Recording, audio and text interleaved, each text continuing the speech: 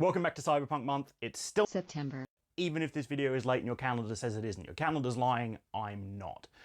To wrap up Cyberpunk month, I read ℚ𝕚𝕚𝕚 by William Gibson. The short story collection of his, mostly it seems written before things like Neuromancer. And I really enjoyed it. I waited until I'd finished the Neuromancer trilogy before picking this one up.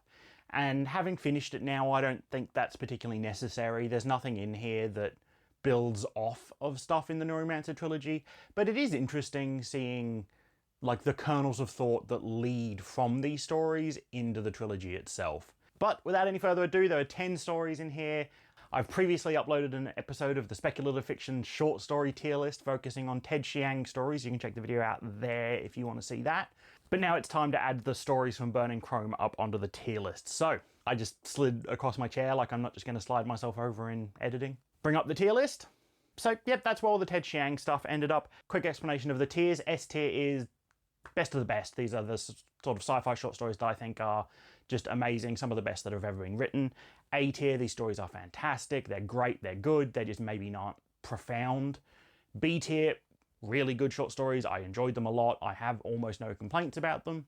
C tier, these stories are fine, they're serviceable, I don't have any complaints, I don't have any accusations to level against them, but in the same way they don't excite me as much as the ones further up. And D tier are normally ones that just didn't really land for me. Ones that, they might not be bad stories, but for me, I didn't enjoy them. And remember, this is entirely my opinion, purely subjective. Although saying that, this list is the objective truth and is gospel, and I will brook no arguments. The first story is Johnny Mnemonic. This was a fun one. I really enjoyed this one. This one is about a character. It's set in the Sprawl universe, written before Neuromancer, but it posits this career. This guy has brain chips and whatnot implanted into his head that he can't access the data on. So he provides a sort of data brokerage service. If you need data stored for a while or delivered from one place to the other, you know, encryption has been broken by this point. Obviously, it didn't really exist that well when it was written, but posits a future where like encryption has been broken, data in transit and at rest aren't safe. But here in this man's head, they are completely off the grid and even he can't access it.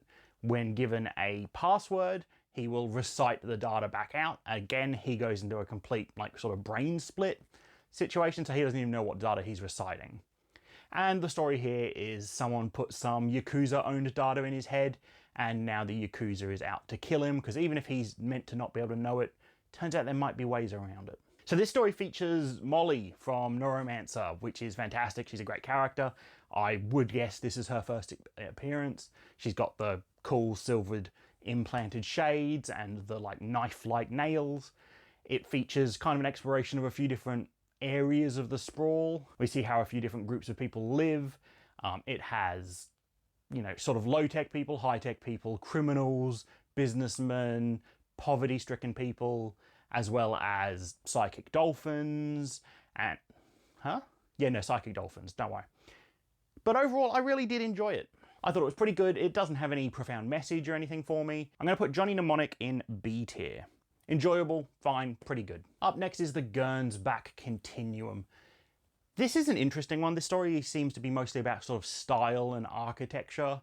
It's talking a lot about sort of the future that was imagined for us, that, you know, back in the 30s, in the pre-war time, when they imagined the future and they saw, you know, big airships and giant towers and those highways that are always seeming to be like between all the big buildings. You know, the buildings are hundreds and hundreds of stories high and there's always highways between them. And there's flying cars and it's all silvered and chrome. And this is a story about someone hiring a photographer and they want the photographer to photograph examples of this that were built. And then that photographer starts hallucinating, experiencing other things, and it's interesting, but it didn't really work for me. The characters, I mean, it's a short story, so there's not a lot of time for character development, and it just didn't land for me on this one. I didn't find the concept all that interesting. I think it did coin that sort of term, like a ray gun punk aesthetic thing. I think it coined the term for that, but overall, I'm going to give this one a D tier. It just kind of landed a bit flat. Gernsback Continuum is in D tier for me. Up next is one I know a lot of people really like, and I just kind of thought was fine. And that one is Fragments of a Holographic Rose. This one is clearly a precursor to the sort of SenseNet, full dive VR environment, like entertainment systems that we see in the Sprawl trilogy. And this is a story about a man whose partner has left them, and they're now a SenseNet sort of star, and the feelings that come along with that, with being able to experience their life. Do you look at those videos? Do you not? Look, I read this story a few days ago and I've already kind of lost most of what was in there. When I read it, I wrote down C tier, but now that I'm thinking back, I just don't remember this story. It just didn't have an impact on me, so I think for that reason, I'm going to drop this one, Fragments of a Hologram Rose, into D tier. Next up, The Belonging Kind. This is kind of a creepy story, this one. A man notices a woman at a bar, feels weirdly interested in her, maybe not attracted, but interested. She seems to fit in perfectly well, but kind of on the outskirts. She's not overly noticeable, but she's fitting in, and that's something that this man has never been able to do. This man has always struggled with social cues and social occasions, and so he's interested in her. So when she leaves to go to another bar, he follows, and along the way, she seems to change. And then she fits perfectly into this next bar, despite it being a completely different environment.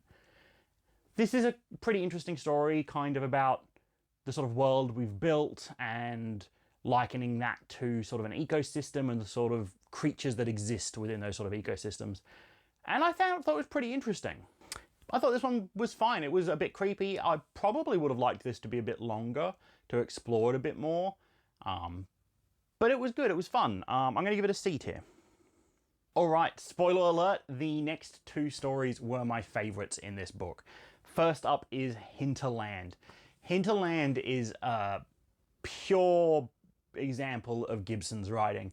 He drops you directly into the story, writing it almost in universe, with no explanation of what's going on. You get some minor historical background. Throughout the bit, you do get some bits pieced together, but it is right off the bat, it is that confusing, what is going on feeling that I got from Neuromancer on the first reading, and I loved it. In this one, we're set in the future. There is a space trip between Earth and Mars, and along the way, a single cosmonaut on board and her ship gets just disappeared. And then sometime later, it reappears, and she comes back different, changed, and bringing something along with her. And this story explores that phenomenon and humanity's reaction to it, sending more people, sending more things, trying to figure out what's going on, and seeing what we can get back out of this weird phenomenon, and exploring the people that work around that system. And I don't want to say too much more because I think this is really a brilliant story. But looking at the stories I have in S tier, I don't think it's as profound as those ones. I don't think I'll be thinking about these ones months later like I did with those. So Hinterland is going to go in A tier, but it's a very strong A. Before I go on to the next one, please let me know in the comments below if you like these sort of tier list videos. I really do picture, reading more short story collections and then just kind of adding onto this as we go. And then maybe every now and then doing an update video where we review where everything's been put and maybe move some stuff around or try and justify it. If there's anything on here that you see or anything that I put on here today that you disagree with, let me know in the comments below and then we can have a discussion about it, and maybe that'll be a video in the future where we go over the points we've each made. And if you want to see those videos in the future, then please do make sure to subscribe. It really does help the channel out, and if you really want to support the channel more, there are links in the description below where you can pick up Burning Chrome on Amazon. It's the same price to you, just Amazon gives us a little bit of a kickback towards the channel. But moving right along, my other tied favourite is Red Star Winter Orbit. This is a sort of alternate history, alternate future story where the Soviet Union hasn't collapsed, because obviously it was written before that happened. I've only just realised that. But anyway, so the Soviet Union hasn't collapsed. The Soviet Union continued the space race, whereas the United States, after landing on the moon, kind of backed out. And we see a world where the United States is in decline, the Soviet Union is strong, but the space race and the reason for being in space has kind of been lost. We follow a character, the first man on Mars, a Russian cosmonaut, who now is stuck in space. Due to an accident, he can no longer return to Earth's gravity, and he is on the last space station that is still operational. And there are rumours that they're going to shut it down, bring everyone else back to Earth, But what about him? He can't come back to Earth. And it's a story of the people that live here. It's a story of those people butting up against the sort of Soviet Union political officers and the politics of living there and how they're going to react to it. And it explores what's going on in the United States a bit, what's going on in the Soviet Union. And I thought it was really, really interesting. I can't quite decide if this or Hinterland were my favorite. They're both equally as fantastic as each other. Maybe it's just the space nature of both of them that really excited me, you know, after a whole month of reading cyberpunk. But yeah, I thought this one was really good. I thought it was sad. I thought it asked some really important questions about stuff like this, where, you know, when we're done with a project, there are people, there are things that can't go back to the way they were before, and this is a poignant exploration of that. And it was just written really well. I really enjoyed it. Red Star, Winter Orbit goes into A tier along with Hinterland. Next up is The New Rose Hotel. This is again directly connected into the Sprawl trilogy of Neuromancer. Here we are following a group after a job. I love these sort of stories. You know, a heist, a job, a quest, whatever has been completed before we start, and we're picking up our characters at the end. I adore a yes, but then what sort of story. That's kind of why I often find myself liking the second book in a trilogy a lot more. Not in the case of The Sprawl, but in a lot of cases I like the second book in the trilogy quite a lot because it explores what happens after the events of the first book. In this one, it's also after one of my favourite sort of jobs. One of my favourite cyberpunk tropes is that, you know, the zaibatsus, the corporations are so big and strong, you can't just quit. That's just straight up not an option. So if you want to change jobs, that is a heist, basically. One corporation wants the biotech guy from another corporation, so they hire a team to go in, figure out how to do it, and steal him out of that corporation's environment and put him in theirs. And this explores the outcome of one of these jobs. It goes through how they planned it, how it got set up, how they executed it, and now we have one of those team members hiding out in a hotel explaining how he got to this position. And I really, really enjoyed this one. This is a really good story. I think it goes into B tier. Up next is The Winter Market. This is the saddest story, I think, in here. It has a lot of like melancholy undertones, and it has some really interesting explorations. It's a story essentially about a creative artist being discovered and then going through their life. But this artist is very severely physically disabled. But thanks to the technology in the future, they have sort of an exoskeleton that moves their body for them. And I think it's a really interesting exploration of the sort of technology you see in these stories and how it affects people. Not only the technology that allows this disabled person to live their life, but also then how they interact with technology to create their creative works. And it explores things such as, you know, how many fantastic saxophone players never got the chance to play the saxophone and that sort of thing, you know, because the saxophone didn't exist for them. And now we have this new technology that allows you to basically take your emotions and your thoughts and your feelings and turn that into a creative work that other people can experience. And how many geniuses might have existed in that format before it existed, and now how is this new person, this new creative person, this damaged, sad individual interacting with that technology, interacting with the world at large, and then interacting with all the other technology in the world. And I thought it was really, really good. This is another A tier story. I didn't enjoy it as much as the other two. The other two A tiers are really more fun, but I think this is probably a more important one. And I did think it was really, really well written, really beautiful prose. All right, up next is Dogfight. I think Dogfight suffers from its position in the book. It is right after all my favorite stories. It's right at the tail end of the book where I'm expecting, you know, things to kind of be working their way up, building tension. And it's, I think maybe I would have liked this story more if it was like the first or second story in the book. It's a story essentially about playing a video game, playing a plane fighting video game. And it mentions a lot of things that I find a bit more interesting than the story we're telling. It talks about war veterans. It talks about revolutions that are going on in the southern United States. It talks about refugees and political outcasts, and those things that are on the periphery of this story I think are far more interesting than the story itself, which is at its core just about this sort of dogfighting video game. Yeah, I might have liked it more at the start, but it does have a bit of a sour taste in my mouth, so I am putting it in D tier for now, but it's one I might revisit. And finally, the titular story, ℚ𝕚𝕚𝕚𝕚, and this story is pure Neuromancer. This is very clearly the seed from which Neuromancer and the whole Sprawl trilogy grew. This is a story about hackers hacking something in cyberspace in that 3D full dive VR, full immersion that we see in Neuromancer. This is very clearly where it comes from. And it's about some of these characters, these console jockeys that live on the edge of society, trying to make one last big job, and the world they live in and the people they interact with. And here the characters are fantastic.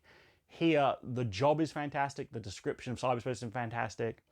This sort of hacking and talking about ice breaking and the programs, this is what I wanted more of in things like Count Zero that I thought was just completely missing. And I was going to put it in A tier, and I think I am going to put it in A tier.